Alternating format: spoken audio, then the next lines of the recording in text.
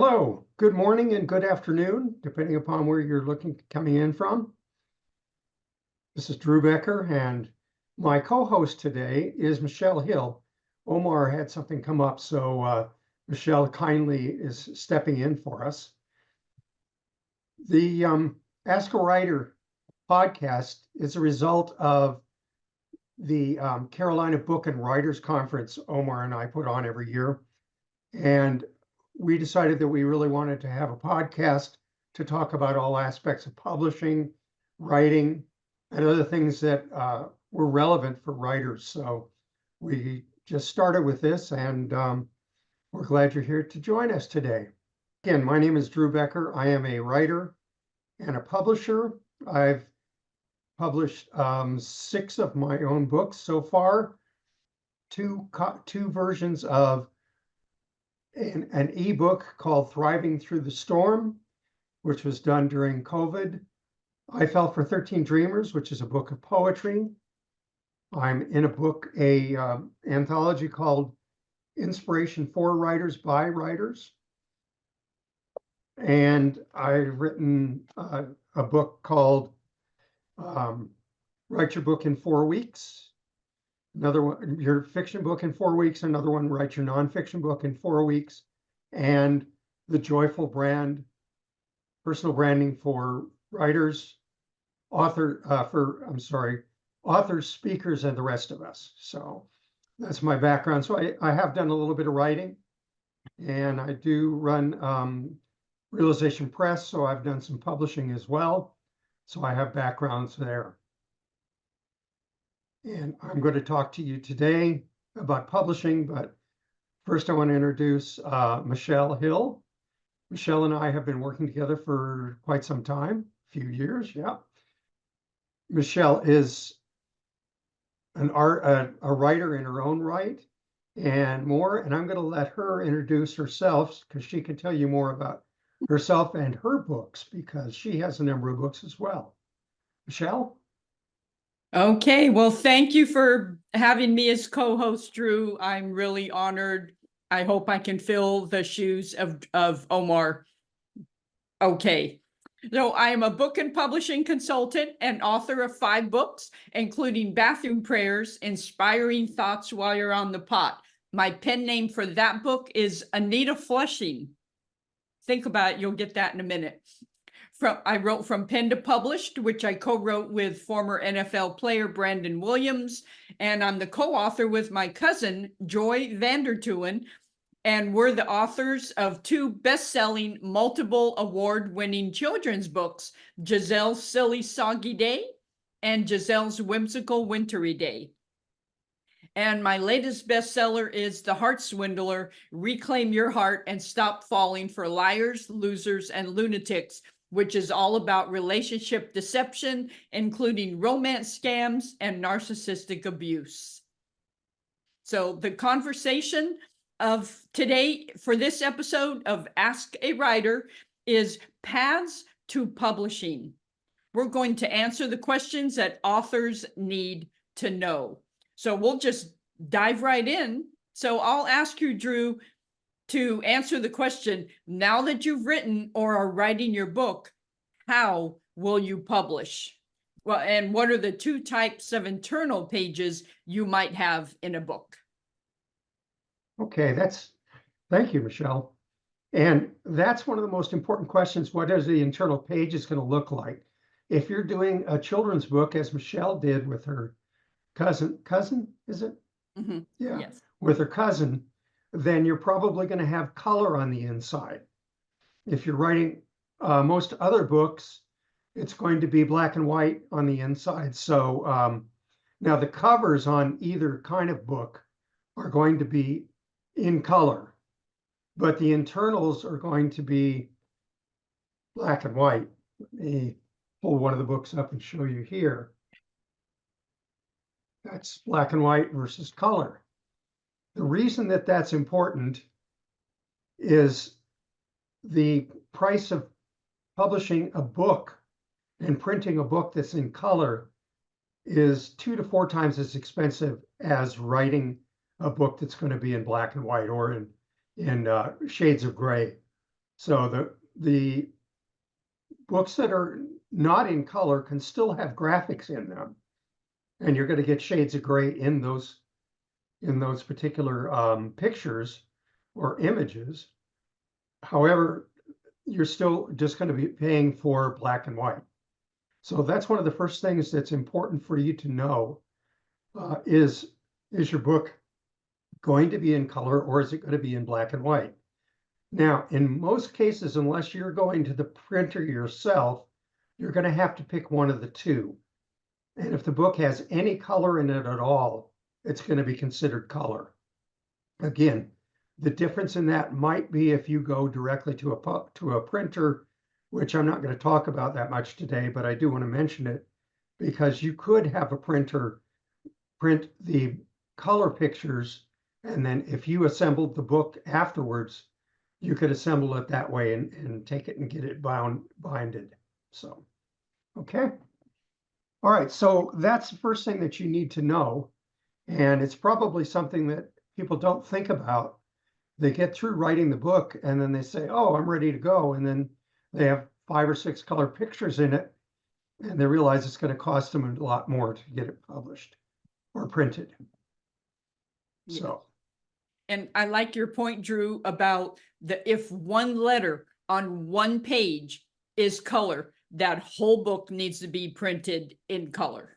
that's correct. That's correct. Yep. So that's, it's a big decision. One other thing I did want to talk about were the grades of color, because when you publish the book, there are a number of grades of color that you can use. There are a number of different options for printing a book in color. You have one of the first options is, are you going to do it on 50-pound paper or on 70-pound paper? 70-pound paper is going to cost you a little bit more, but you may need to do that. The second thing is, are you going to print it in standard color? And that may be okay unless you have. Now, did you do your books in standard color, or did you do them in enhanced color? For bathroom prayers? No, for your children's book.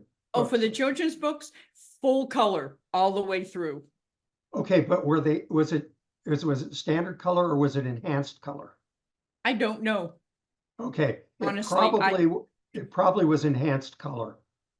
I'm guessing because they're very vibrant. The colors are very vibrant. So because if you have it done in standard color, I have somebody I did a book for, and we did it standard color, and she's a painter, and her paintings didn't come out that well. We would have had to go to. There's now an enhanced, and then there's an ultra enhanced option for colors, and the ultra enhanced gives you a glossy cover to it. It's printed a whole different way. Now it's about twice as expensive as enhanced color, which is about twice as expensive as standard color. So you can see that if you're going to do a book that's color inside, you better start saving your money. So and a 32-page book is something different. If you were going to do a 250-page book and you had color inside of it, because I do have somebody that did that, her books cost her around around $26 a book to print. So she has to sell it for $45 to make a profit. Wow. So yeah. That's a lot. And I left it. The reason why I think I didn't know the answer was that the children's book team that I have, the illustrator is so great and the formatter is so great. I leave it to them, and she's an award-winning illustrator on her own. And so I'm guessing because the colors on the page are so vibrant, but that's a good question for authors to ask, is about the enhanced color, because you probably want to choose that or the ultra, because this is your work. You want it to stand out, but realizing the cost of printing. Yeah. So that's something that you need to look into, and if you're going to work with a publisher, the publisher can probably give you an estimate of what it's going to cost for the book and all those different options. Yeah, absolutely. So going forward toward publishing, what are the 3 roads to publishing? Okay, there are 3 roads to publishing. The first one is the traditional publishing, the big 5, where you get an agent and the agent takes the book to the publisher decides they're going to publish it, and you usually get an advance on that. You're going to be paying your you're going to be paying your excuse me, you're going to be paying your agent a certain percent to get it there, and then you're going to get a lot less per copy that you make. Now, everybody says, well, yeah, but I get an advance. Well, an advance is a loan. And it's the way that you pay off that loan is by selling books. So if you get, say, a $2,000 advance, and most people get a bigger one than that from the companies, that means you have to sell $2,000 of profit on that book before they're going to give you any more money. So you're not going to get that large a return on each book. It's around 7 to 10% on a book. So if you're selling a book for $25, you're going to get $2.50 a book. I don't know how many times $2.50 goes into 1,000, but it's because I'm not using my calculator, but it's enough. So be aware of that there is a situation there for that. The other thing is that, the other thing is that with a traditional publisher, you give him or her the manuscript, and then it's usually going to take about 9 months for that to be published, a minimum of 9 months. It's got to go to their editor. Their editor has to work with you long enough so that it meets their editorial standards. And then once that's done, they have to get ready with a whole bunch of other pieces. But if you have a book that's really important in terms of something that's happening contemporary, if you go to a traditional publisher, by the time it's published, your topic may not be a hot topic anymore. So in that case, there are a couple other ways to go. One is the hybrid publisher. And Realization Press is a hybrid publisher. We work with the author to help them get their book published. We get it. They write the book. We work with them and get a editor in there to edit the book. We set up a thing for them for the cover designer. And then once the book's edited, we get it formatted for them and ready. And then we get it, once we have the covers, we put them up on, we put the books up so that they can be purchased from any number of different outlets. And we'll talk a little bit more about that when we get to platforms. But the hybrid publisher takes care of a lot of the pieces that the traditional publisher does for you. Now, the other option is self-publish. And you can publish your book yourself through a number of different areas. The thing is that you're not going to get any help. You're going to have to do it on your own. And you're going to have to figure out formatting and cover design. And you're going to have to figure out a number of those other kinds of things. One of the reasons that I have my clients use a cover designer is that a few of them wanted to have their high school senior do the cover. It looks like it. Cover design is a specialty. It's something that it takes years to understand which type faces you use, what size, what goes on the front, what goes on the back, what colors you want to use, a number of different kinds of things. They say you can't tell a book by its cover, but you definitely can make a judgment whether you're going to even open it based on the cover. So the cover design is very important, and that's one of the areas that's really really difficult a lot of times for people who are self-published, especially the first few times through. So that's those are the three different ways. Now, let me say this as well. If you have a traditional publisher, they're going to do some marketing for you. They'll do a bit of marketing for you, somewhere between 2 weeks and a month, usually. And after that, it's really up to you. With a hybrid publisher, you can make arrangements for somebody to help you with the marketing, or you can do that yourself. If you're publishing on your own, you're going to have to take care of all that. Okay. Now, the least expensive is self-publish. The medium expensive is the hybrid publishing, and in the end, for the amount that you get back from the book, traditional publishers are actually end up being the most expensive. Although if the traditional publisher pushes your book and has the right connections, you can sell somewhere around 5,000 to 10,000 books, you can make more money there in most cases. Okay. So those are the three different paths to publishing. Okay, great. Thank you, Drew. And I think a lot of people don't understand that the traditional, they're so proud that they have an imprint from a traditional publisher, but they don't realize that they will not make a profit. And sometimes the traditional publisher will ask for that money back in some cases if you haven't sold a certain amount of books to make up for that advance. And just, you know, it's in a very, very few cases it works, but most of the time it's not a good deal for the author. Yeah. And Yeah. you mentioned imprint. I was going to talk about that later, but since you brought it up, I'll talk about it.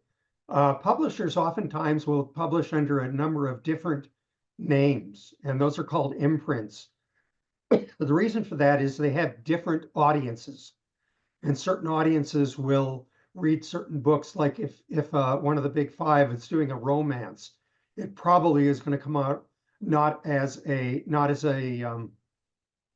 Random House book, but it'll come out under their imprint, which is their alternate name for romance books. So your hybrid publisher may do the same thing. I have some books that are more difficult for people to read in terms of the topic, and so they don't come out under Realization Press. Okay. Yeah. Thank you. Thank you for clarifying that. And there's a lot to consider on the publishing path. So my next question is, what are the 4 formats for books? Okay, great. So the 4 formats are, and I'm going to start with the probably the most accessible, which is digital. That's your ebooks or your books that you can read on Kobo or any number of other kinds of digital platforms. Those are KDP books. And those you as a writer go ahead and write your book, and you can actually put it onto some of those platforms without having it formatted, and they'll format it for you. Now, it's being formatted by AI. So it's not being formatted by a person, and you may or may not be happy with what that formatting looks like, because many of those companies do not go back and revise whatever it is in terms of your digital book. Another thing that you can do for digital, there is a company called Draft to Digital, which will help you to get that put together and take a look at it and distribute it to a lot of the different platforms that will offer digital books. Okay. Another way, and most people don't think about this, is you can actually publish your book yourself as a PDF. You can make a PDF out of the book and put it on your website. You could sell it right there if you want. The thing is, people won't find it if they're going to Amazon, if you do your own PDF. Also, if you do your own PDF and you're competing with somebody like Amazon, they're not going to do they won't do the ebook because they don't want the competition.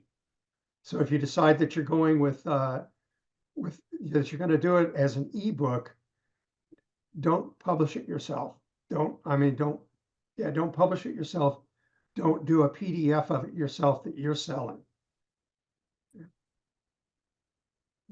Okay, the next option is a paperback. And again, we talked about the black and white versus color. That's going to be relevant for paperback or hardcover, but not in digital. Your digital book can have color, and it won't cost you any more to do it with color on the inside of the book because it's a file and people are going to be reading it on their computer. There's no printing involved. So if you do it paperback, then you can put it out on, it can be put out either you or somebody else can put it out on Amazon. It can be on barnesandnoble.com. It can be in the bookstore. Now, if you print it and have it published through Amazon and take it to a bookstore, they may or may not carry it. They are fierce competitors because Amazon's driving so many bookstores out of business. And there's going to be something called an ISBN number at the back of your book. And certain ISBN numbers, especially if you use the ISBN number from Amazon, then the bookseller will know, and they probably won't carry it because they know people are going to go out and buy it for cheaper on Amazon than what you're selling. So you need to be aware of that. Okay. So hardcover is what it says. It has a hardcover and it's bound into that hardcover. It's more expensive to do that. Usually it either has a sleeve that goes around it, or the hardcover is actually, the picture is actually pasted to the board that is the front and back. So that's another way. Hardcover books usually sell for between 1 3/4 and 3 times the price of a paperback. So be aware of that. Okay. And then the last one I want to talk about is audiobooks. And audiobooks, you can get somebody to read it. Now there's a law. I keep getting messages about people that say, send us your book and we'll have AI read it. Yeah, AI is not ready to do that, and it doesn't sound very good. The other thing is that some of the platforms will not take books that are read by AI. So you probably don't want to do an audiobook by AI. You probably want to get somebody who specializes in reading. They usually have some theatrical background, and they will read the book for you. They will do the book reading for you, especially in fiction. If you have different characters, you may want somebody that can differentiate those characters as they read. Now, occasionally an author also has theater background, and they will read their own books. And there are some cases in which the audiobooks that are read by the author are excellent. But for the amateur, if you haven't done it before, you may realize how difficult it is. I, at one point, wanted to do that with one of my books, and somebody made a suggestion to me. What you do is go ahead and take chapter 1, sit down in front of a microphone, and begin reading it and listen to how well you did.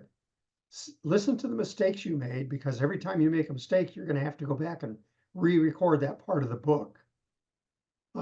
After I recorded 10 pages, I decided if I have an audiobook, it's not going to be me reading it. So, but it's a good test to find out. You may have the capability of doing that in a way that's engaging for the audience. Remember, the audience has to stay engaged with an audiobook, because one of the things that happens with audiobooks is if somebody takes out an audiobook and listens to part of it, they can return it because they don't like it. So it can get costly if your audiobook doesn't sell and gets returned. Okay. So I think those are the 4 basic ways that basic output areas there. So Yeah, I love what you said, Drew, about trying to record yourself, because I think a lot of authors are, when you tell them, oh yeah, you can record it for free on ACX, which is Amazon's audio program, they're so excited about that. And then they start and they don't realize it has to sound professional. And people today, with the amount of books, the thousands and thousands of books that are on Audible, people are used to professionalism, and they can spot a novice right away.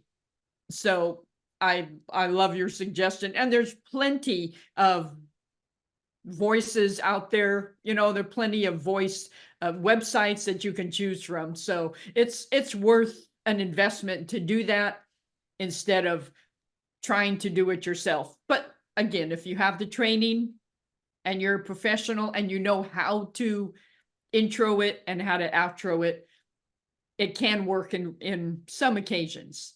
And Yeah. Here in North Carolina, I do know a couple of people who are voiceover people. So if you decide you want that done and you want a couple suggestions, let me know. Okay. Yeah, absolutely. So my next question to you is, what are the top 5 platforms to publish on? Okay. The top 5 platforms, if you're not going with a traditional publisher, are number 1, Amazon. I know they have cornered the market on most book publishing, whether it's ebooks or whether it's regular books. So you definitely want to get your book on Amazon, unless you're going to just go out and sell it yourself, because that's one of the first places people look for books. And your book will come up, especially if you've done the right kind of research to do the marketing and you have the right information in there for people to look for your topic. Amazon is really large, so you're not going to get a lot of help. You're going to have it ready to go when you put it up on Amazon. Your hybrid publisher, in a lot of cases, can help you out in that case, because they've been working with Amazon and they know what's involved. There used to be a phone number. Every once in a while you can get through on the phone, but not very often. So you really can't, they're really not there to help you publish your book. They're there to sell books and make a profit. And yeah. Can I add something to that, Certainly. Drew? Yeah. The Amazon, the KDP customer service number is, and the community that you can log on to and find answers, often it's very wrong answers, and their customer service often points the blame to you. You did something, and they're not very helpful in their responses. Very often Ingram is much more responsive, and even though they're understaffed sometimes, they are better to work with as far as customer service. So I just wanted to add that. I mean, everybody has their book on Amazon, but to get, if you have a problem, oh dear. Yeah, I've heard that echoed by a number of writers. So yeah. Well, let's talk about Ingram Spark. I use Ingram Spark because for most of my authors, because the distribution is wider than anywhere else. Ingram, the company, has is where libraries and schools and a number of other people go to look at their catalog to find books. So you're going to find you're going to get a wider distribution. The other thing with Ingram Spark is that Ingram Spark will help distribute your book, not just to Amazon, but to a number of different other places. You're not going to get that from Amazon well, there is an option for them to do extended, but it's going to cost you a little bit more. So, but I found when I started that Ingram was superior in terms of being able to get your book out there. The other thing is that only recently has Amazon started to do hardback, whereas Ingram Spark has done hardback. Ingram Spark also has a number of more sizes of books that you can put out. You're limited in the size that you can put out with Amazon. So I think they have about 8 or 10. Ingram Spark has, I don't know, 18, 20, maybe 30. So a lot of options. So that if that's a consideration, you may want to think about that. Barnes & Noble also has a press, and I have not used them, but I'm aware that they do, and they do publish books. I think they're a little bit more expensive. And the thing to know about the Barnes & Noble Press is if you have your book published by Barnes & Noble Press, it doesn't mean they're going to carry it in their store. The publishing company and Barnes & Noble itself are different. If you want to get your book into Barnes & Noble, you're going to have to walk it in yourself. And again, if your ISBN number is related to Amazon, you may or may not be able to get it in there. And it's a fairly long process to do that. So you have to be careful with that. So. And it has to be returnable as well. Yeah. To go into a bookstore, they will not even talk to you unless your book is returnable. Plus, you have to give, if you're going through most of these places, you're going to have to go give them 55% of the money and then you've got to pay for printing. So you're getting into a fairly small return on investment there for Amazon. So for books that you're going to put into bookstores, if they're going to order through Amazon. Now, if they're ordering through you, that's a different story. They're going to probably want somewhere between 40 and 55% there. So, and that's on consignment. Now, Michelle brought up an important point, and that's returns. If there are returns of your book, if somebody buys your book, I have a client and they had a book out there and somebody bought 25 copies of it and returned them.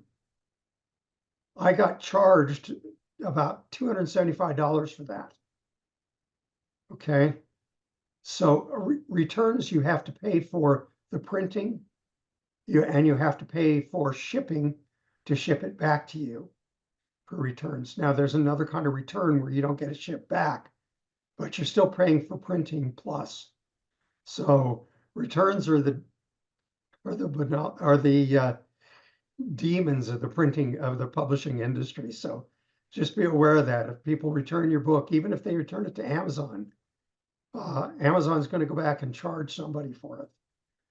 And if it's your publisher and they're a traditional publisher, you probably don't have to worry much about it, except it's going to come out of your advance. If it's a hybrid publisher, you may have to reimburse them. And if you published it yourself, you're going to have to reimburse them directly. So you have to be real careful with returns. So, okay. I have two more that I want to talk about. One is Lulu, and they also publish books, they have their own website where they sell the books from. And in that case, you can make a better profit on your book than if it's sold elsewhere. Lulu tends to be more expensive in terms of getting your book published than Ingram Spark or Amazon. Another company is called Blurb, and they do a lot of they do some advertising for you as well with your book. But Lulu and Blurb are kind of second tier in terms of publishing. If we have any questions, or if you have anything you want to add, Michelle, please do so. Let's start with you, Michelle. Well, having done, that's what I do for my clients as well. And I am also doing the publishing part now as far as uploads and everything. And I just want to make one comment about the imprint. If you decide to self-publish and you go on Bowker and you get your own ISBN numbers, and I'm saying this just as a cautionary tale because I just went through this with one of my clients, is that they will ask you for an imprint and you can name it after your dog, King Melicani's Publishing or whatever. I'm just made up a word, but you can name it your imprint, whatever you want to, but that imprint, when you go on KDP to upload that book, if you're doing all this yourself, that imprint has to be exactly, no extra spaces, no punctuation snafus. So you have to go back on Bowker and, copy and paste basically, because it can send you into a vortex of imprint hell to put it mildly. And so that's what, if somebody is going to self-publish, you have to just make sure your imprint, when you buy your ISBN numbers, is precise and that you copy it precisely onto KDP, or else you'll get an error message, and it's really takes a lot of time to correct that if you don't know how. And like I said, the KDP community will be of no help at all. So I just wanted to add that cautionary tale. Well, and you don't necessarily even need an imprint for your Bowker. If you're only publishing under one name, you can just put that name in as the publisher, and then you don't need an imprint. So yeah, you can. But we don't suggest that you use your name for your publishing company, because then it looks like you're the only one that you're publishing. So just a couple caveats. Exactly. Right. And when you're self-publishing, you don't want your book to scream, "Hey, I've been self-published."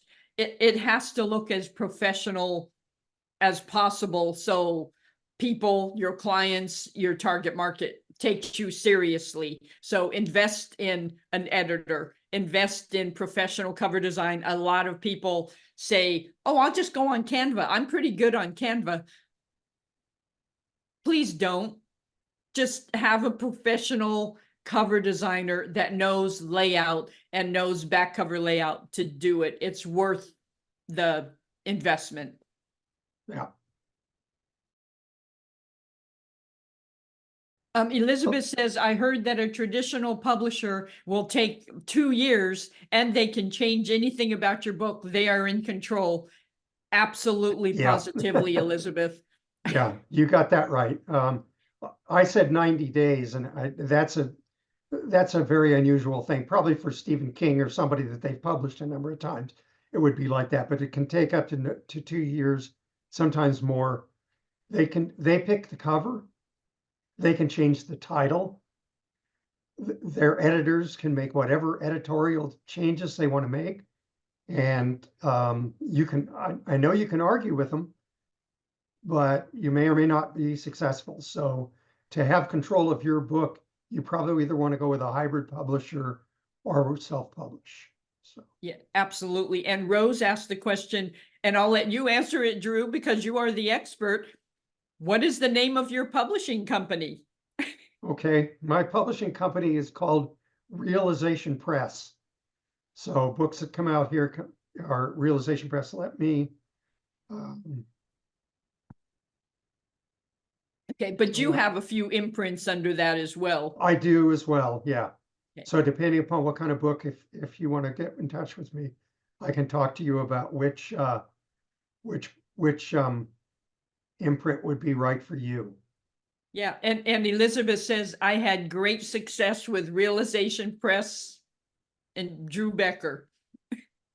And if that, I don't know if that's the same Elizabeth as Dear Passenger Yes, Elizabeth. I'm not, but I loved her book. I couldn't put it down. It was awesome.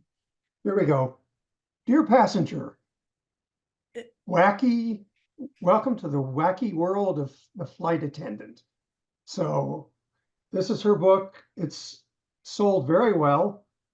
If you've ever been on an airplane, there's a story in here to tickle your funny bones. I Yeah, promise she you. was a flight attendant for 20 years, and it's all of her true stories about what happened in the air. And it is a delightful book. Okay. Welcome Dear to my wacky passenger, world as a welcome to my flight attendant. wacky world as a flight attendant. Okay. It was delightful and engaging and entertaining. It's a fun book to bring on the airplane. And you know what? Buy an extra copy and give it to your flight attendant next time you are on a flight, because they could probably relate to all of the stories, most of the stories in the book. Any other comments here? Anything else here? Well, thank you for joining us. We enjoy having you here and asking questions and being part of our podcast. We hope that you'll join us again on the first Saturday in April. My goodness, it's March already. Well, again, thank you all for joining us. We appreciate it, and we hope to see you in April. I will be sending out information about that again. We enjoyed it. Thank you so much for sitting in with us, Michelle. We appreciate your last minute effort here to take care of stuff, and it's always good to have an alternative.